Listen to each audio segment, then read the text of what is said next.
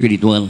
Kaya po mga minamahal, tayo po ay narito na sa pinakamahalagang yugto na ating pumbalang gawain. Ito po ang pagkinig ng salita na ating pinakamamalupay. Kaya po inaaya ko po kayong tumayo bilang pagbibigay galang salita ng ating pinakamamalupay Sus na ito bidadalhin ng ating mga aral, ang ating beloved preacher, beloved Joey Mancera. Palakpakan po natin ating pinakamamalupay Sus. Amen. Praise the Lord. God bless you, my beloved co-preacher, beloved Brother Paul Mansano. Tayo pong lahat ay magkaisang dumalangin. Mapagpala namin Ama Diyos na makapangyarihan sa lahat, sa matamis na pangalan mo, pinakamamahal na Panginoong Hesus. Sa pangunang dalangin ng aming minamahal at kagalang-galang na pastor, Evangelist Wildis Radalmeda, yung end-time prophet. Narito po kami buong puso, nagpapasalamat sa tagumpay ng iyong banal na gawain. Maraming salamat sa iyong banal na Espiritu. Sa pakikinig ng iyong banal na salita, buong pagpapakumbaba, humihingi kami ng kapatawaran sa aming mga kasalanan. Linisin mo po kami ng iyong banal na dugo na umago sa krus ng Kalbaryo. Pagpalain mo ang iyong banal na salita, langisan mo, O Diyos, sa makapangyarihang pangalan ng pinakamamahal na Panginoong Hesus, at aming sinasawa ay pinapalayas ang lahat na masamang espiritu ng hadlang, all demons of hindrances, doubts and unbeliefs cast out in the name of our dearest Jesus. Amen and amen. Praise the Lord. Purihin ang ating dakilang Diyos. The highest praise, worship, glory, honor, and thanksgiving to our loving God and Savior, dearest Jesus Christ. And we give double honor and respect to our dearly beloved and honorable Pastor Evangelist Wildis Radalmeda, the end-time prophet of our loving God.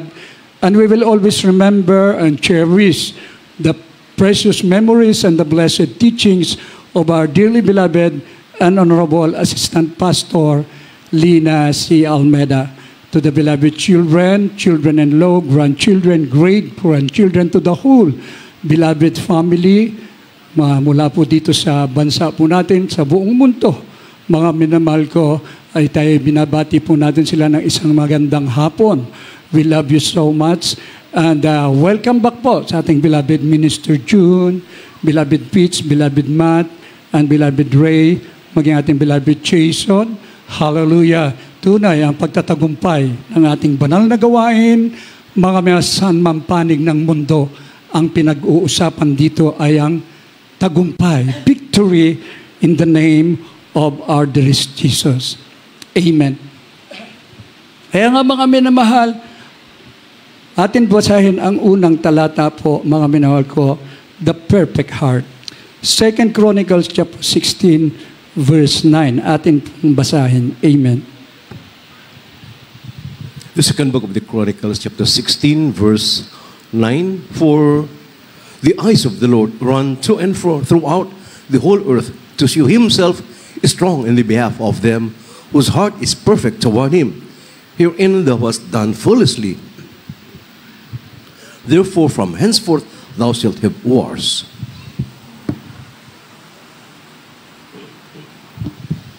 Ito po sa ikalawang kronika, kabanatang 16, talatang 9.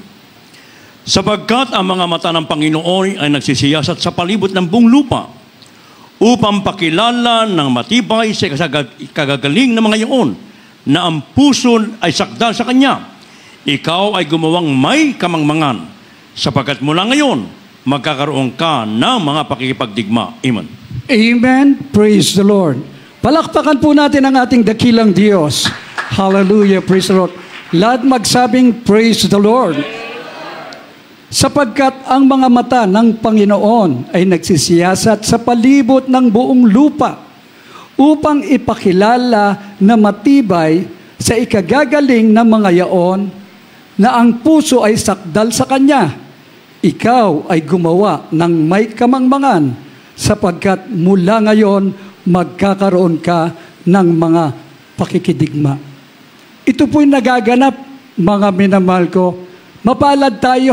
Kaya nga, kung sisyasatin natin ang mga kaganapan, tayo po ang talagang tunay na gawain ng ating dakilang Diyos. We belong to the true church of the living God.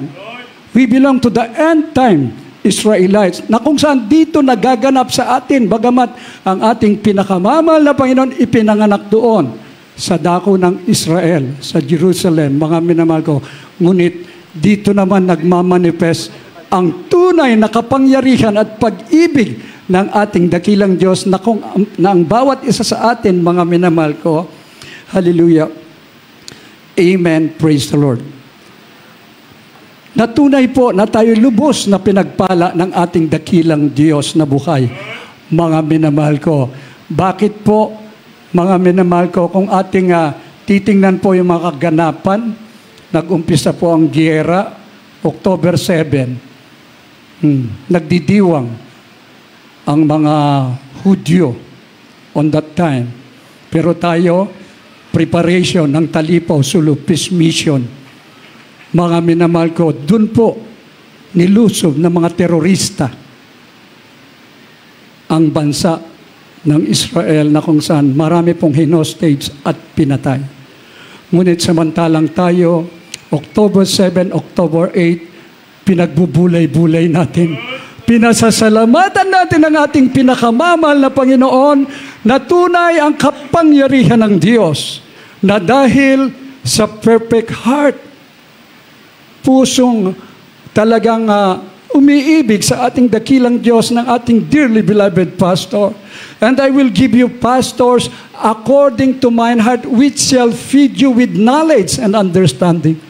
Mula sa puso ng Diyos, mga minamahal ko, tayo'y tinuruan ng tunay na pastor, mga minamahal ko, na kung saan, nung panahon ng year 2000, dapat nag-umpisa na rin ang gera sa atin. Ngunit umakyat sa pamamagitan ng pananampalataya.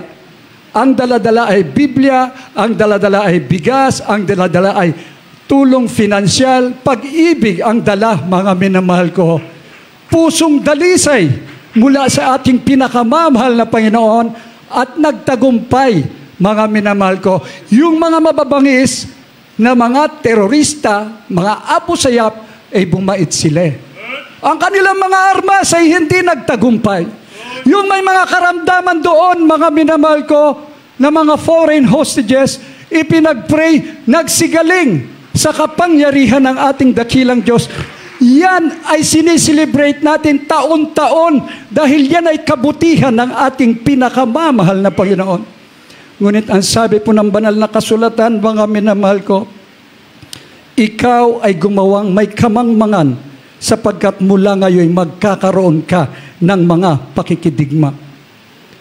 Sa lumang tipan kung saan si Haring Jehoshaphat, napatunayan nila doon po sa Judah, sa Jerusalem, kung paano sila nagtagumpay. Mga minamahal ko, tunay na lubos na pinagpala sila ng ating pinakamamahal na Panginoon. Hindi sila nakipagbaka-bagkos, sila po ay totoong nagpuri sa ating dakilang Diyos, sinunod ang kalooban ng Diyos, at nagtagumpay sila, kay bilis nilang makalimot. Pero ngayon po, ano po ang nagaganap? Ang sabi po ng mga superpowers ngayon, it will be a World War III. Hindi po biro ito, mga minamahal ko. Yung atomic bomb na ginamit po sa Japan, mga minamahal ko, times 80 ang lakas po nito. Ngunit, whether we like it or not, ang pakiusap na lang natin sa ating dakilang Diyos, huwag muna, mahal na Panginoon. Pero, maaring ito'y maganap. Ngunit, tayo po, na tinuruan, mga minamahal ko, ng propeta ng Diyos, mga minamahal, gumagawang may kabutihan, sakdal sa harapan ng ating dakilang Diyos, na ang ating puso ay dapat maging malinis sa harapan ng ating pinakamamahal na Panginoon. Kaya nga mga minamahal, sinasabi po ng banal na kasulatan, mga minamahal ko, na ang bawat isa sa atin, dakila ang Diyos, kakilakilabot siya. Ngunit sa atin po, nasunod natin ang kalooban ng Diyos, lagi siyang nag-iingat sa atin. Kinahabagan tayo dahil lubos tayong inibig ng ating pinakamamahal na Panginoon. Dito po sa, from the book of Nehemiah, chapter 1, verse 5. Atin pong basahin. The book of Nehemiah, chapter 1, verse 5, and said, I beseech thee, O Lord God of heaven, the great and terrible God, that keepeth covenant and mercy for them that love him and observe his commandments. Dito po sa Nehemias Kapitulo 1, versikulo 5. At nagsabi, aking dinadalangin sa iyo, O Panginoon, ng Diyos ng langit na dakila at kakilakilabot na Diyos, na nag-iingat ng tipan at kawaan at nagsisiibig sa Kanya at nag-iingat ng Kanyang mga utos. Amen. Praise the Lord. Nehemiah chapter 1, verse 5. Nehemias, kabanatang 1, talatang 5. At nagsabi, aking idinadalangin sa iyo, O Panginoon, na Diyos ng langit na dakila at kakilakilabot na Diyos, na nag-iingat ng tipan at kaawaan sa nagsisiibig sa Kanya, na nag-iingat ng Kanyang mga utos.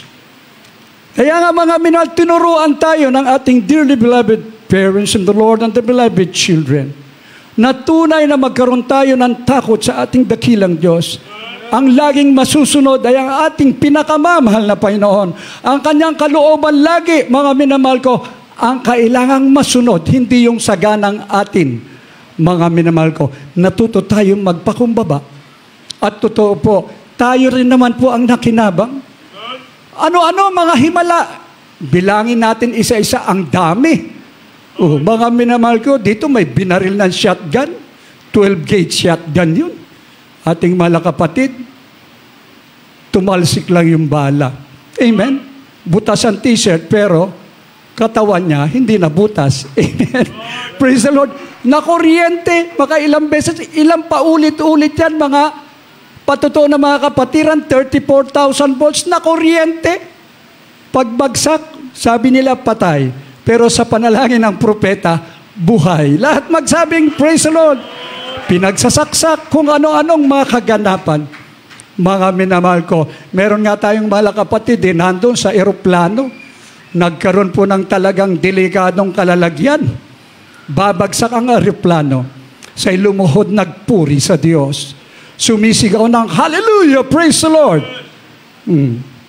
Sila po ay safe na nakababa, nakapag-landing, crash landing sa dako ng Middle East, mga. At sabi ng pilot, sino yung sumisigaw ng hallelujah, praise the Lord? Buong tapang na tumaas, ako po!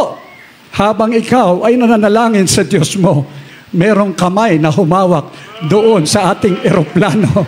Lahat magsabing, praise the Lord! Ating bala kapatid, mga minamahal ko, nandun siya sa Twin Tower, pinag-report siya, akala niya doon na siya duty. Ngunit hindi, ililipat ka namin sa ibang lugar. Pinag-report ka lang namin dito. Nangihinayang siya. Sayang, sikat na lugar na building. Dito sana ako. Yun ang prayer niya. Pero ang kalooban ng Diyos ang masusunod. Wala pang isang oras. Mga minutes lang habang siya'y bumabaybay sa highway. Flash report. Ang kanyang napakinggan, ang Twin Towers ay pinasabog ng mga terorista. Nag-hazard siya sa isang safe na lugar. Lumabas siya at lumuhod. Tumingala sa langit. Maraming salamat, dakilang Diyos. Ang iyong kalooban ang laging nasusunod.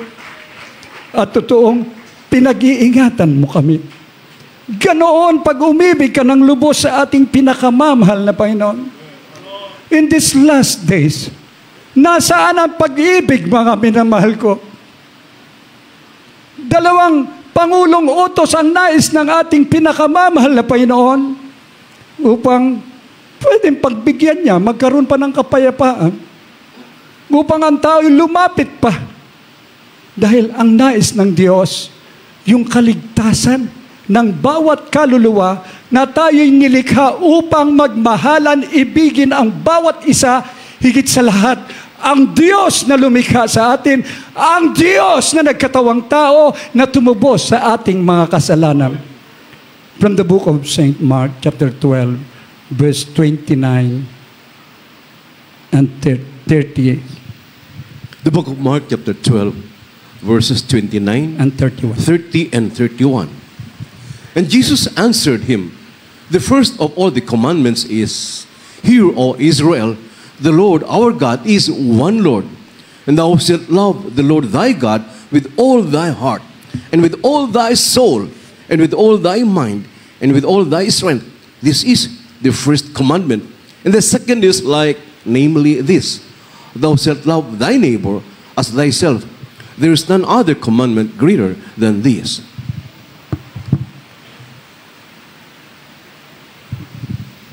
Ito po sa Marcos, Kabanatang 12, 29 hanggang 31. Sumagot si Jesus, ang Pangulo ay, pakinggan mo, O Israel. Ang Panginoon natin Diyos, ang Panginoon ay isa. At iibigin mo ang Panginoon mong Diyos ng buong puso mo, at ng buong kaluluwa mo, at ng buong pag-iisip mo, at ng buong lakas mo. Ang pangalawa ay ito, iibigin mo ang iyong kapwa na gaya ng iyong sarili. Walang ibang utos na hihigit sa mga ito. Amen. Amen. Praise the Lord. Yung 10 utos, ginawang 2 pangulong utos na ng ating mahal na Panginoon upang masunod ng tao, mga minamahal ko. Hindi maunawaan sa buong mundo, nagkanya-kanya ng paniniwala. May isang Diyos, ngunit ayaw naman kilalanin ang ating pinakamamahal na Panginoong Hesus na siya'y Diyos na nagkatawang tao. May mga 3 Diyos, persona, ginawa nilang 3 ang Diyos. Iba't-iba't kanyang paniniwala, mga minamahal ko. Ngunit ito'y utos ng Diyos na siya ring ipinapangaral ng propeta sa huling panahon. Kaya tayo, natagpuan natin ang tunay at naniwala tayo na meron nga nag-iisang Diyos. Ang sabi po, sumagot si Jesus, ang Pangulo ay pakinggan mo, O Israel. Ang Panginoon nating Diyos ay ang Panginoon na iisa. Salamat sa ating pinakamamahal na Panginoon. And I will give you pastors according to mine heart, which shall feed you with knowledge and understanding. Naunawaan natin yung tunay na pangangaral na merong nag-iisang Diyos na lumikha sa atin, nagkatawang tao, ipinako sa krus ng Kalbaryo, nabuhay na maguli, pinatunayan. Siya ang nag-iisang Diyos, ang ating pinakamamahal na Panginoon. Siya ang dakilang Ama. Siya ang anak, mga minamahal ko. Siya rin ang banal na Espiritu. Iisa lang ang Diyos na dapat nating sampalatayanan. At iibigin mo ang Panginoon mong Diyos ng buong puso, ng buong kaluluwa mo, ng buong pag-iisip mo, at ang buong lakas mo. Buong katawan mo, buong kaluluwa mo, mga minamahal ko, tayong lahat galing yan sa Diyos, mga minamahal ko. Kaya, ang nais ng Diyos ay buo at tapat na paglilingkod sa Kanya. Iibigin mo siya ng buong puso, buong lakas, buong kaluluwa, mga minamahal ko. Lahat-lahat ay para sa ikaluluwalhati ng ating dakilang Diyos na buhay. Ang pangalawa ay ito, iibigin mo ang iyong kapwa na gaya ng iyong sarili. Walang ibang utos na hihigit sa mga ito. Kapwa, hindi naman sinabi dito, mga minamahal ko, kalaban mo, wag mong ibigin. Love your enemy and pray for them. Kaya dito, sa pamantayan ng ating banal na iglesia, mga minamahal ko, ang katwiran ng Diyos ang nananaig. Grabe ang pag-ibig ang itinuro ng ating dearly beloved parents in the Lord. Naranasan natin yan, mga minamahal ko. Sino tayo? Hindi tayo karapat-dapat, masasamang tao, iba't iba ang pagkatawag sa atin, talagang wala ng halaga sa harapan ng ating dakilang Diyos. Ngunit dito tayo pinagpala. Tayo'y nagbagong lubos. Pinagaling ang ating mga karamdaman. Nagbago ang ating buhay Dapat buong pamunuan ng mundo magpasalamat na dito hindi na kailangan ng kulungan. Hindi na kailangan ng rehabilitation center upang ang tao ay magbago. Upang ang pamunuan ay totoong maging tapat. Mawawala ang korupsyon. Mga minamahal ko, at dito, ang Diyos totoo, pag wala ka ng pag-asa sa iyong karamdaman, siya'y Diyos na magpapagaling sa iyo. Purihin ang ating dakilang Diyos. Pinagpala ka na ng ating mahal na Panginoon. Paano yung kapwa mo? Ang mga mahal mo sa buhay, ang mga unsaved loved ones, lalo na pa dito sa ating mga kapaligiran at mga kaganapan. We will pray for them. Ngunit, kung kinakailangan, sabi nga, face-to-face, Christian in action, kailangan po natin yan. Lahat ng paraan gagawin natin. Nakapark ako ng nakaraang Wednesday dyan po. Meron pong lumapit na isang dalagita. Nanghihingi ng pambili ng bigas. Nakita niya ang sticker ng Jesus Miracle Crusade. Mga minamahal ko. Ang nakalagay doon, soul winners. Jesus saves. YouTube, Facebook, watch, and you will be blessed. Lumapit siya, mga minamahal ko. Ang sabi ko sa kanya, maglingkod ka sa Diyos. Ang layo mo, galing ka pa sa dako ng sapang palay para lang mamalimos. Dumalo ka ngayon. Ano oras matatapos? Huwag mong isipin yung pagtapos. Ang mahalaga, pag natapos, meron kang bigas. Amen? Praise the Lord. Kung magkusa ka, pagpapalain ka ng ating dakilang Diyos, lalo na pag nagpabautismo ka, uuwi ka na may kagalakan, uuwi ka na may kaligtasan, uuwi kang may pag-asa, at doon kayo dumalo sa sapang palay.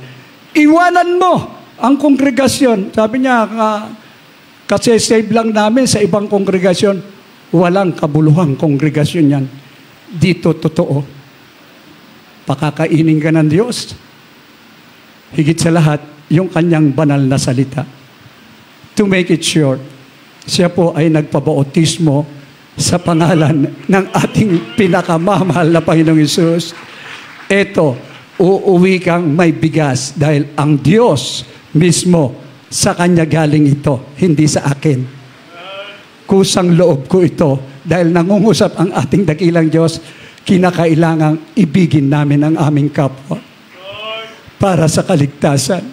Mga minamahal, grabe po ang kagalakan niya na dito itinuro ang tunay na pag-ibig mula sa ating pinakamamahal na Panginoon. Lahat ng paraan ay gawin natin, mga minamahal, upang makumbinsi ang marami pang tao na tayo ay totoong Kristiyano sa huling panahon na ito. Dahil merong propetang itinalaga na tayo ang nakikinabang ngayon sa kanyang panalangin. Ang sabi po ng Deuteronomio, Kabanatang 18, talatang 15-18. Amen. The book of Deuteronomy, chapter 18, verses 15 and 18. The Lord thy God will raise up unto thee a prophet from the midst of thee, of thy brethren, like unto me. Unto him you shall hearken. I will raise them up a prophet from among their brethren, like unto thee, and will put my words in his mouth, and he shall speak unto them all that I shall command him.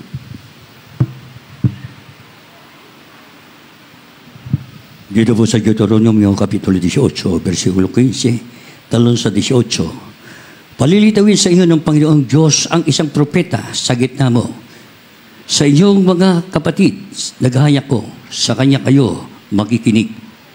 Aking palilitawin sa kanila ang isang propeta sa gitna ng kanilang mga kapatid. Nagaya mo at aking ilalagay ang aking mga salita sa bibig niya at kanyang sasalitain sa kanila ang lahat ng aking iuutos sa Kanya. Amen. Amen. Praise the Lord. Hear and obey. Ang salita ng Diyos na ipinapangaral po rito ng ating dearly beloved pastor, ito po'y may kapangyarihan. Magaganap at magaganap sa bawat naniniwala, makikinig sa propeta. Ang sabi po, palilitawin ko sa iyo ng Panginoon mong Diyos ang isang propeta sa gitna mo. Sa iyong mga kapatid na gaya ko, sa kanya kayo makikinig. Huwag na kayo makinig doon sa iba na mga ngaral. Dito, isa lang ang ating pakinggan, ang propeta na nangangaral sa bawat isa sa atin. Aking paliliwat tawin sa kanila isang propeta sa gitna ng kanilang mga kapatid, gaya mo. Aking ilalagay ang aking mga salita sa bibig niya at kanyang sasalitain sa kanya ang lahat ng aking iuutos sa kanya. Lahat magsabing, praise the Lord. Mula sa propeta, yung salita ng Diyos, mga minamahal ko, ay ibinigay sa ating dearly beloved pastor. Pag sinabi ng ating dearly beloved pastor, Satan cast out in the name of our dearest Jesus. Nanginginig talaga ang mga demonyo, mga minamahal ko. Tayo, mga mapamuksang armas, anuman ang kalalagyan natin, sa oras ng kagipitan, mga mabilisan nga, gaano ang pag-ibig ng Diyos sa atin. Hold-upper, snatcher, anuman kalalagyan natin kasamaan, na nandyan na tayo sa alanganin, pagsigaw natin ng Hallelujah, praise the Lord. Cast out in Jesus' name.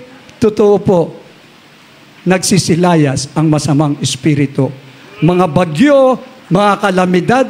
Kaya, anong katatakutan mo ngayon?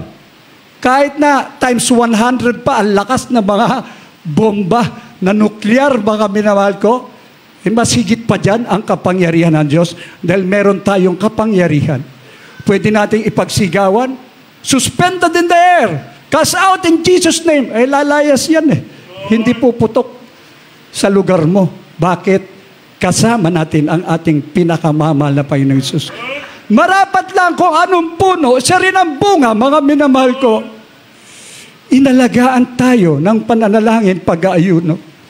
Tinuruan tayo ng tunay na salita at totoo tayo'y nakinabang, mga minamahal ko. Wala ka nang hahanapin pa, huwag kang mag-alinlangan at ang salita ng Diyos ay magiging makatotohanan. Magaganap at magaganap ang lahat ng mga bagay na ito.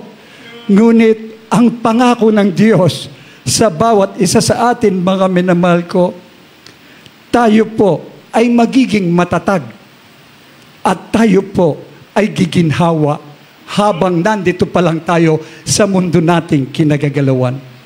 From the book of 2 Chronicles chapter 20 verse 20, atin pong basahin.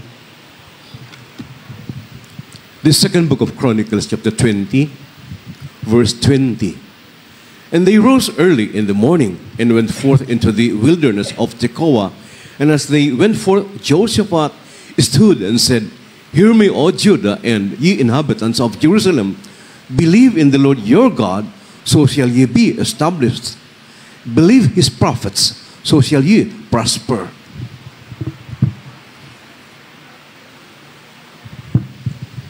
Ito po sa ikalawang kronika, kabanatang 20, talatang 20. At sila'y nagsibangong maaga sa kinaumagahan at nagsilabas sa ilang ng Tekoa.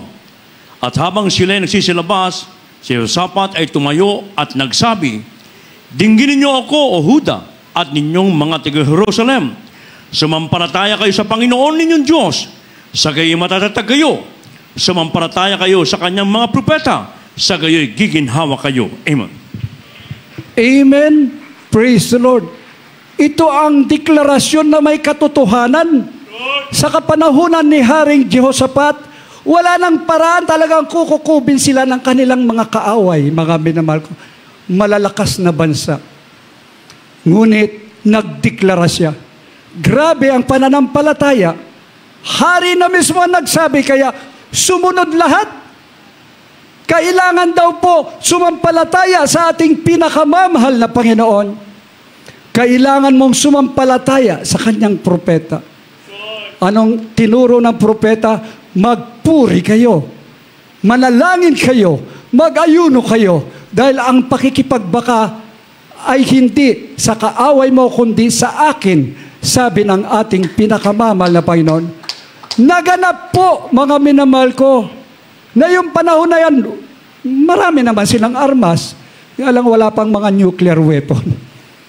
Maaring mga armas nila, yung talagang pang mano-mano lang, mga minamahal ko. Ngunit, hindi nila ginamit yun. Ginamit nila ang mga panugtog. Ginamit nila ang kanilang tinig upang magpuri sa Diyos. Kahit gutom, nagpupuri sa ating malapay. Lahat wala pong exempted nun. Lahat dahil utos ng hari, mga minamahal ko. Ngunit ano ang nagaganap ngayon? Si Jehoshaphat doon mismo sa Judah, sa Jerusalem, nagtagumpay, ibinunyi nila ang pagtatagumpay, yung mga kaaway nila, sila ang nagpatayan. So hindi sila nakipagbaka. Ang ginawa nila, nagpuri sa makapangyarihang Diyos. Nandun ang pagtatagumpay na yan lagi ang itinuturo ng ating dearly beloved pastor. Kaya ang banal na gawain na ito, hindi nagtatagumpay ang diablo. Peter, upon this rock, I will build my church, and the gates of hell shall not prevail against it. Yan ang katotohanan, mga minamahal ko. Kaya dito, talagang nagtataka ang marami. Alam nila, ngunit parang binabaliwala pa. Alam nila na ito ang makapangyarihang iglesia ng ating pinakamamahal na Panginoon. In these last days, yung Prime Minister mismo ng Israel ang nagdeklara, a time for war and a time for peace. Yun ang paninindigan nila. Pero sa atin, merong Diyos na kapayapaan.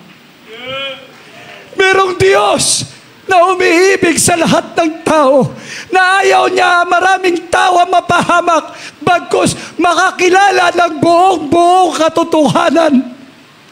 Dahil ang mga bagay na nakasulat sa banal na kasulatan, magaganap yan. Ngunit, ang sabi ng ating mahal na Panginoon, ako ang prinsipe ng kapayapaan. Kapayapaan ibinibigay ko sa inyo. Hindi kayang ibigay ito ng tao, ngunit ako ang magbibigay sa inyo. Mga minamahal, kahit mayaman ka sa mundong ito, ikaw ay makapangyarihan. Kung wala kang kapayapaan, baliwalaan lahat na yan. Ngunit salamat sa Diyos, simula pa nung tayo'y makakilala sa ating pinakamamahal na Panginoon, tunay na pinagpala tayo. Ang kapayapaan ay totoong sumasa atin. Hindi tayo nakatakot sa mga bagay na masasama. Bagkus, natuto tayong lumuhod. Natuto tayong umiyak. Natuto tayong mag-ayuno. Natuto tayong magpuri sa ating mahal na Panginoon. Tinuruan tayo na hindi balik sumobra kayo sa paglilingkod sa Diyos. Huwag lang kayong magkulang. Sabi ng ating dearly beloved pastor, magkulang ka man, at least, meron ka pang reserbang lakas. Nandyan, langit pa rin ang patutunguhan ng bawat tunay na Kristiyano. Kaya nga mga minamahal, sa ating unang talata, ang sabi po sa 2 Kronika, Kabanatang 16, talatang 9, sapagkat ang mga mata ng Panginoon ay nagsisiyasat sa palibot ng buong lupa, upang pakilala na matibay sa ikagagaling ng mga yaon na ang puso ay sakdal sa Kanya. Ikaw ay gumawang may kamangmangan, sapagkat mula ngayon magkakaroon ka ng mga pakikidigma. Hindi po magaganap ang pakikidigma kung ang ating puso ay dalisay sa harapan ng ating dakilang Diyos, whose heart is perfect toward Him. Malapit na ang pagbabalik ng ating dakilang Diyos. A perfect church without blemish, without wrinkle. Ito po ang dadalhin ng ating dakilang Diyos.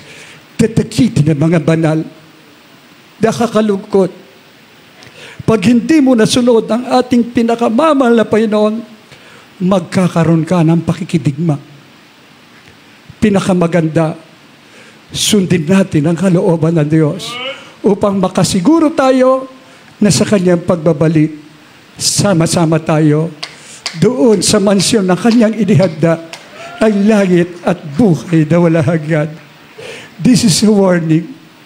Nakakatakot ang malaglag sa kamay ng Diyos na buhay. Kung meron pa tayo maging dito sa ating church, may mga tampuhan, may pagkakaalitan, mga minamahal, it's the best thing you could do is humble yourself in the sight of the Lord. Love one another. Sabi ng ating mahal na Panginoon, as I have loved you. Ito ang nais ng ating dakilang Diyos. Let's continue serving the Lord faithfully hanggang sa Kanyang pagbabalik. Lahat pong sumigaw ng praise the Lord. Lahat na sumigaw ng hallelujah. Tayo po'y tumayo. Magpuri sa ating dakilang Diyos.